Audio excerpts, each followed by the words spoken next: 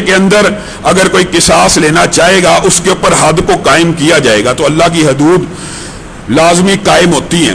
اسی طرح ایک واقعہ حضرت ماعز اسلمی کا ہے، نبی کریم صلی اللہ علیہ وسلم کے پاس آئے کہ میرے اوپر بھی حد کو لگا دیجئے۔ نبی کریم صلی اللہ علیہ وسلم نے کہا جا پلٹ جا، توبہ کر۔ اس کو نبی کریم نے کہا توبہ کر، تھوڑی آواز اونچی کرنا، اس کو نبی کریم صلی اللہ علیہ وسلم نے کہا توبہ کر۔ اور جب ماعز دوبارہ آئے کہ اللہ کے رسول مجھے پاک کیجئے، کس چیز سے پاک کروں، مجھ سے زنا ہو گیا ہے۔ جب نبی کریم صلی اللہ علیہ وسلم کو یہ بات پتہ لگ گئی کہ یہ حد کے مجرم ہیں اور انہوں نے اقرار کر کے رضا کرانہ طور کے اوپر اپنی جان کو پیش کر دیا ہے، تو نبی کریم صلی اللہ علیہ وسلم نے ان کے اوپر بھی حد کو لگایا۔ البتہ پہلے تحقیق کی کہ یہ اس وقت حالت ہوش میں ہے، کہیں نشے میں تو نہیں، کہیں غلط بیانی تو نہیں کر رہے، کہیں مجنون تو نہیں ہے۔ اچھی طرح تحقیق کے بعد جب بات ثابت ہو گئی تو ان کے اوپر حد کو قائم کیا گیا۔ صحابہ کے دو گروہ بن گئے، صحابہ کے ایک گروہ نے کہا ماعز ہلاک ہو گئے، دوسرے گروہ نے کہا نہیں اس نے تو بڑی اچھی توبہ کی ہے۔ تو نبی کریم صلی اللہ علیہ وسلم آئے، انہوں نے کہا ماعز کے لیے دعائے مغفرت کرو، اس نے ایسی توبہ کی ہے کہ اگر ایک گروہ کے اوپر بانٹ دی جائے پوری امت معاف ہو جائے۔ تو جو توبہ ہوتی ہے انسان کو گناہوں سے پاک اور صاف کرتی ہے۔ حضرت مرثد بن ابی مرثد، ان کے والد کا نام بھی انہی کی کنیت پہ ابو مرثد، یہ دونوں صحابی، آپ کو پتہ یہ لمبا چوڑا واقعہ ہے۔ یہ مرثد کون ہے؟ گناہ کی زندگی میں آلودہ ہیں، گناہ کی زندگی گزاری۔ عرب کی مشہور ایک عورت، ان کے ساتھ ان کا محبت کا معاملہ تھا۔ رسول اللہ صلی اللہ علیہ وسلم کے ہاتھ پہ بیعت کی تو پہلے کیا کرتا تھا؟ اے اللہ کے رسول، لوگوں کا گھر پھلانگتا تھا، یہ کام کرتا تھا، کیا ہمارے لیے بھی یہ کام کرے گا؟ وہ حیران رہ گئے، رسول اللہ صلی اللہ علیہ وسلم کے اوپر ایمان لے کے آیا ہوں، کیا رسول اللہ مجھے دوبارہ نقب زنی کا کہیں گے؟ پھر بات کو واضح کیا، ہاں تو مسلمان قیدیوں کو چھڑوا کے مکہ سے لے کے آئے گا؟ آؤں گا۔ اے اللہ کے رسول، ساری زندگی لوگوں کے گھر نقب زنی کی ہے، اب اسلام کی خدمت کروں گا۔ مرثد مکہ میں جاتے ہیں، اسی عورت کے گھر کے پاس سے گزرتے ہیں، عورت مرثد کی چال ڈھال کو پہچانتی ہے، مرثد عورت کی خوشبو کو پہچانتے ہیں، عورت برائی کی دعوت دیتی ہے۔ یہ مرثد جو چند دن پہلے مسلمان ہوئے ہیں، آج عورت برائی کی دعوت دے رہی ہے، وہی عورت ہے، وہی مرثد ہیں، لیکن صرف ایمان کا فرق آ گیا ہے۔ عورت نے کہا آ جائیے، شاباشی کریں۔ مرثد نے کہا یہ ہاتھ رسول اللہ کے ہاتھ میں دے آیا ہوں، اب کسی غیر محرم کو چھو نہیں سکتا۔ عورت نے آواز لگائی یہی وہ بندہ ہے جو تمہارے قیدی چھڑا کے لے کے جاتا ہے۔ 8 بندے ان کے پیچھے پڑے، بڑی مشکل سے جان بچا کے بھاگ کے نکلے، رسول اللہ صلی اللہ علیہ وسلم کی بارگاہ میں پیش ہو گئے اور کیا کہا؟ کہا اللہ کے رسول، میں ایمان لے کے آیا، میں نے توبہ کی، میں نے گناہوں کو چھوڑا، لیکن آج شیطان نے حملہ بہت برا کیا۔ میں نے آپ کے ہاتھ پہ بیعت کی بھی تھی، اس لیے گناہ کے اندر تو نہیں مبتلا ہوا، لیکن اللہ کے رسول سچی بات یہ ہے مجھے اس عورت سے شدید محبت ہے، میری اس سے شادی کر دیجیے۔ رسول اللہ صلی اللہ علیہ وسلم تو خاموش رہے، آسمان سے وحی آنا شروع ہو گئی۔ یہ مرثد جو تھوڑے دن پہلے گناہگار تھا، توبہ کی، ایمان کو قبول کیا، آج جب تک قرآن کا ایک قاری بھی زندہ ہے، مرثد کا نام زندہ رہے گا۔ الزانی لا ينکح الا الزانیہ، مرثد کے لیے اللہ نے آسمان سے عرش کی بلندیوں سے آیت نازل کی، اے مرثد، جو زانیہ ہوتی ہے نا اس کی شادی زانی سے ہونی چاہیے، تو ایمان لے کے آ گیا، اب تیرا نکاح مومنہ سے ہوگا، کسی زانیہ سے نہیں ہوگا۔ یہ ایک لمحہ انسان کو ولایت کی کیسی سیڑھیاں طے کرواتا ہے۔ ایک کچھ دن پہلے ہی کیا عالم ہے، گناہگار ہے، گناہوں میں لتھڑے ہوئے ہیں، اور کچھ دن کے بعد اللہ کی بارگاہ میں آ کے توبہ کر لی ہے۔ اللہ نے قرآن میں آیتیں بھی نازل کر دی ہیں، ایک دم ولی اللہ کے صحابیت کے بھی اعلیٰ درجے کے اوپر فائز ہو گئے ہیں۔ تو یہ میں نے اور آپ نے اس بات کو اس طرح سمجھنا ہے کہ ہم نے توبہ کر کے دوبارہ گناہ نہیں کرنا، اللہ کی بارگاہ میں آنا ہے۔ التائب من الذنب کمن لا ذنب لہ، یہ حقیقت ہے، یہ رحمتیں ہیں، لیکن اس رحمت کی امید کے اوپر بار بار گناہ نہیں کر لینا کہ اللہ نے گناہ معاف کر دینا تو گناہ کرتے جاؤ۔ अत्ताइबु मिनज़्ज़म्बि कमन ला ज़म्ब लहू, जो बंदा एक मर्तबा तौबा कर लेता है ना, वो ऐसे ही हो जाता है जैसे आज माँ के पेट से पैदा हुआ, गोया उसके नामा अमाल में कभी गुनाह लिखा ही नहीं था गया, वो मिट गया, नेकियों से बदल गया। और कब तक, ये अल्लाह ताला ने मौका कब तक दिया। इन्नल्लाह ला यक़बलु तौबतल अब्दी मा लम युग़रग़िर, अल्लाह ताला बंदे मोमिन की तौबा उस वक्त तक कबूल करता है मालम युग़रग़िर, जब तक रूह अपनी एड़ी को हलक के इस हिस्से पे नहीं मारती। जब वो रूह निकलने लगती है ना, कभी पसली का जिक्र भी है कुरान पाक में, कभी हलक का जिक्र भी है, फलौला इज़ा बलगतिल हुल्कूम का जिक्र भी है, कल्ला इज़ा बलगतित तराक़ी वकील मन राक का जिक्र भी है।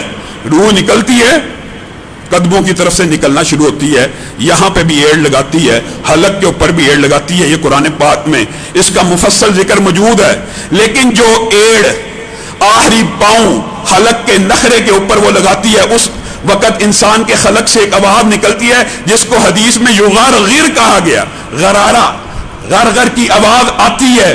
उस वक़्त तक बंदा मोमिन की अल्लाह ताला तौबा कबूल करता है। इसी वजह से बाज़ रवायात के अंदर यह बात आती है कि जिस टाइम फिरौन ने पानी की लहर में डूबने लगा ना, तो उस वक़्त उसके मुंह से ये अल्फाज निकले, मैं मूसा और हारून के रब पे ईमान लेके आता हूं। जिब्रील अमीन को अल्लाह की सुन्नत तो पता थी। जिब्रील अमीन बाद रवायात के अंदर आता है, उसके मुंह में मट्टी डालना शुरू हो गए कि कहीं मुंह से अस्तगफिरुल्लाह के अल्फाज ना कह दे और रब इस जालिम को माफ ना कर दे। और रवायात के अल्फाज में ये बात भी मौजूद है, अल्लाह ने यह भी कहा, जिब्रील अगर फिरौन भी मरने से पहले तौबा कर लेता, मैं इसकी भी सुन लेता। तौबा अल्लाह सबकी सुन लेता है, मगफिरत अल्लाह सबकी कर लेता है। कुल या इबादी अल्लज़ीना असरफू अला अनफुसिहिम ला तक़नतू मिन रहमतिल्लाह की ये जो आयत है ना, ये कुरान पाक में भी नाज़िल हुई। और इब्ने अबी हातिम में हजरत अब्दुल्ला इब्ने उमैर ने एक हदीस को रिवायत किया, बड़ी दिलचस्प। उन्होंने कहा ये आयत जमीन और आसमान की तख्लीक से पहले भी नाज़िल हुई। फिर कहा, लंबी ये तफसीर है, फिर कहा इस वक्त नाज़िल हुई, इस वक्त नाज़िल हुई। फिर वो उस मुकालमे पे लेके आए कि ये आयत अल्लाह ताला ने रहती दुनिया के लिए, मेरे और आपके लिए निशानी बनाई है। क्या बंदो जो अपनी जानों पे जुल्म कर चुके हो, ला तक़नतू मिन रहमतिल्लाह, अल्लाह की रहमत से नाउम्मीद मत होना। इस वाक्य से कबल आज बेटे ने जो आयतें पढ़ी, आप मुझे ईमानदारी से बताइए, हजरत मरियम, ये जो उनका वाकया आज तिलावत हो रहा था, हजरत मरियम ने कौन सा गुनाह किया था? कोई गुनाहगार थी? फरिश्ते ने आके रसूल और पैगंबर नबी की बुशारत दी, और वो क्या कह रही हैं, या लैतनी मित्तु कबला हादा व कुन्तु नसियम मनसिया, ऐ काश मैं इस वाक्य से पहले मर चुकी होती और मेरा नामो निशान भी ना होता। किस वजह से? गैरत की वजह से, हया की वजह से, कि क्या कहेंगे लोग, मैं जब बच्चा लेके जाऊंगी, किसका बच्चा है, मेरे पे तानो तशनी होगी। तो इतने बड़े पैगंबर रसूल की बुशारत हो रही है, बताइए कितना बड़ा मौजज़ा, इससे बड़ा मौजज़ा हो सकता है? लेकिन जो ईमानदार लोग होते हैं ना, वो गुनाह से नहीं, गुनाह की तोहमत से भी इस तरह बचते हैं कि या लैतनी मित्तु कबला हादा व कुन्तु नसियम मनसिया, ऐ काश मैं इस वाक्य से पहले मर चुकी होती। बताइए इतनी बड़ी नेमत मिल रही है, और औरत ईमान की वजह से, हया की वजह से कह रही है। और वो बात सच हुई, या उख्ता हारून, वो बात सच हुई जो उनके दिल में थी कि तेरा तो बाप भी बुरा नहीं था, तू कैसी बुराई लेके आ रही है। वह माँ कानत उम्मु की बगिया, और तेरी माँ भी बुरी नहीं थी।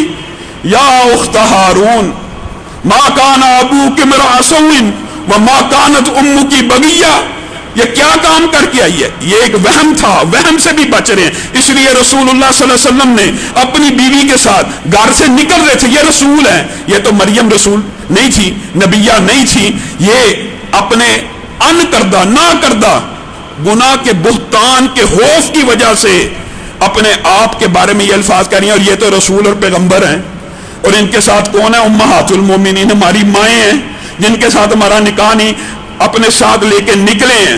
एक साहबी को देखा, उसने देखा और उसने नजर झुका के चल दिया। रसूलुल्लाह ने रोका, रुको रुको, ये मेरी बीवी है। सुभान अल्लाह। पैगंबर रसूल के बारे में बदगुमानी हो सकती थी, لیکن یہ مومنوں کی صفت ہوتی ہے کہ گناہ کے الزام سے، گناہ کے شک سے، گناہ کے وہم سے ان کو صرف یہ ادراک ہو جائے نا کہ یہ بندہ کہیں مجھے گناہ گار ہی نہ سمجھے، وہاں پہ بھی اپنی جسٹیفیکیشن دینے کی ضرورت نہیں ہے۔ رسول اللہ کو کوئی ضرورت نہیں تھی، لیکن مجھے اور آپ کو سمجھا رہے ہیں، تربیت کر رہے ہیں کہ گناہ کی جگہوں پہ بھی مت جانا، گناہ کے مواقع پہ بھی مت جائیں، اور جب جائیں تو پھر کوئی شک کرنے والا ہو اس کا بھی شک دور کر کے آئیں۔ امی عائشہ گناہ کیا تھا؟ نہیں تھا کیا، لیکن اللہ کی قسم جب پتہ لگا نا کہ میرے پر اتنا بڑا الزام لگ گیا، بے ہوش ہو کے گر پڑی، بخار سے پھونکنا شروع ہو گئی، اتنا بڑا واقعہ اور مجھے علم ہی نہیں، میرے سے پوشیدہ رکھا گیا۔ اور رسول اللہ صلی اللہ علیہ وسلم سے کچھ ناراض اور خفگی کا اظہار کیا۔ رسول اللہ کو حضرت ابو بکر نے کہا رسول اللہ کا شکریہ ادا کرو۔ میں کیوں رسول کا شکریہ ادا کروں؟ میں اللہ کا شکریہ ادا کروں گی جس نے میری طہارت کے لیے آیتیں نازل کی۔ ہے پیار کا انداز تھا، لیکن ان کے دل میں یہ بات آئی کہ رسول اللہ صلی اللہ علیہ وسلم نے مجھے آگاہ نہیں کیا۔ رسول اللہ صلی اللہ علیہ وسلم نے ان کو کہہ دیا تھا اگر آپ نے گناہ کیا تو توبہ کر دیجئے، لیکن آسمان سے وحی نازل ہوئی پے در پہ امی عائشہ کی طہارت کے لیے، اور قرآن نے قیامت تک کے لیے یہ اصول طے کر لیا، الخبیثات للخبیثین۔ یہ اصول ہے، اصول شرعی، کہ نبی کی بیوی مشرکہ ہو سکتی ہے، نبی کی بیوی غیر مسلمہ ہو سکتی ہے، نبی کی بیوی اہل کتاب کچھ بھی ہو سکتی ہے، لیکن نبی کی بیوی زانیہ نہیں ہو سکتی۔ یہ پکا اصول قرآن نے طے کر دیا، اور رہتی قیامت تک کے لیے ان کو اس الزام سے بری کر دیا۔ اس روایت کی طرف آتے ہیں ابن ابی حاتم کی، عبداللہ ابن عمیر کہتے ہیں آدم کا اور ابلیس کا جو مکالمہ ہو رہا تھا، اور اللہ رب العزت کے سامنے ابلیس کہہ رہا تھا مجھے مدد دے، اللہ کہہ رہا آدم اکیلا تھا، تو بھی اکیلا تھا، اب جتنی آدم کی اولاد ہوگی تیری بھی ہوگی، ہر اولاد کے ساتھ ایک بچہ پیدا ہوگا تیری صفت کا جو اس کو گمراہ کرنے کی، بہکانے کی کوشش کرے گا۔ پھر مانگ رہا ہے اللہ مزید دے، تو ان کے خون کے اندر سفر کرے گا، اللہ مزید دے، تو ان کے دلوں کے اوپر دوڑے گا، تو ان کے دلوں پہ وسوسے ڈالے گا، تیرے پیادے ہوں گے، تیرے گھوڑے ہوں گے، تیرے سوار ہوں گے۔ حضرت آدم یہ ساری باتیں سنتے جا رہے۔ حضرت آدم کہتے ہیں میں تو ہلاک ہو گیا، میری اولاد تو ہلاک ہو جائے گی، اے اللہ کے رسول، اے اللہ مجھے بھی، اللہ کے رسول نے اللہ سے بات کرے ہیں، اللہ مجھے بھی کچھ عطا کر۔ اللہ تعالیٰ ان کو بھی عطا کرنا شروع کرتے ہیں، میں تیرے لیے حفاظت کا ایک فرشتہ بناؤں گا، تیری اولاد کی اس طرح نیکیوں کے ساتھ حفاظت کروں گا، جو میرے رستے پہ چلے گا اس کو ہدایت دوں گا، وغیرہ وغیرہ۔ جب آدم مانگتے چلے گئے نا تو اللہ رب العزت نے اس آیت کی تلاوت کی تھی، قل یا عبادی الذین اسرفوا علی انفسہم لا تقنطوا من رحمت اللہ۔ آدم اپنی اولاد کو کہہ دینا موت سے پہلے پہلے اگر میری بارگاہ میں آ کے ہاتھوں کو پھیلائیں گے اور توبہ کریں گے، اپنے گناہوں پہ نادم ہو جائیں گے، میں سارے سابقہ گناہوں کو معاف کر دوں گا۔ موت تک کے لیے مہلت ہے، ہاں، لیکن موت کی بھی کچھ سٹیجز ہیں۔ موت کے اندر ایک لمحہ وہ ہے کہ جب تک نزع نہیں لگتی، جب تک پردہ نہیں اٹھتا، پردہ اٹھنے سے پہلے پہلے، اس دنیا کے اندر قدم رکھنے سے پہلے پہلے توبہ قبول ہوتی ہے ہر بندے کی۔ اور نبی کریم صلی اللہ علیہ وسلم نے کہا گناہ جو ہے نا، گناہ مومن کے لیے ایک پہاڑ کی طرح ہے، اگر وہ کر لیتا ہے، گناہ میں مبتلا ہو جاتا ہے تو اس کو لگتا ہے چاہے چھوٹا بھی گناہ کیا ہے کہ میرے اوپر بہت بڑا پہاڑ گرنے والا ہے، میرے پر عذاب آنے والا ہے۔ اور جو نافرمان بندہ ہے نا، جو اللہ تعالیٰ کا نافرمان ہے، اسے یوں فیل ہوتا ہے کہ جیسے میں نے گناہ نہیں کیا بلکہ میرے ناک کے اوپر ایک مکھی بیٹھی ہے، جیسے ہاتھ کے اشارے سے اڑائی، گناہ کیا، دل کے اوپر کوئی بدل نہ آیا، دل نہ بدلا۔ رمضان کا مہینہ آیا، جہنم سے آزادی کا مہینہ آیا، اتنا قیمتی وقت ہے، اتنے قیمتی لمحات ہیں، اس کا دل پھر بھی نہیں بدل رہا، اس کو ایسے ہی لگ رہا ہے یہ جو میں نے سارے گناہ کیے ہیں کہ جیسے ناک سے مکھی کو اڑایا جاتا ہے ایسے ہی اڑا دیں گے، گناہ ختم ہوں گے۔ ایسے نہیں ہے۔ بندہ مومن کی کیفیت یہ ہونی چاہیے کہ چھوٹے چھوٹے صحابہ، تابعین بیان کرتے ہیں کہ صحابہ کے دور میں جس گناہ کو تم بہت ہلکا سمجھتے ہو، ہم ان گناہوں کو ہلاک کرنے والا سمجھتے تھے۔ اور آج کل جن گناہوں کو ہم کچھ بھی نہیں سمجھتے، وہ بھی کئی مرتبہ انسان کو ہلاک کر دیتے ہیں. تو اللہ رب العزت توبہ استغفار ہم سب کو کرنے کی توفیق عنایت فرمائے. سبحان ربک رب العزت عما یصفون وسلام علی المرسلین والحمد للہ رب العالمین.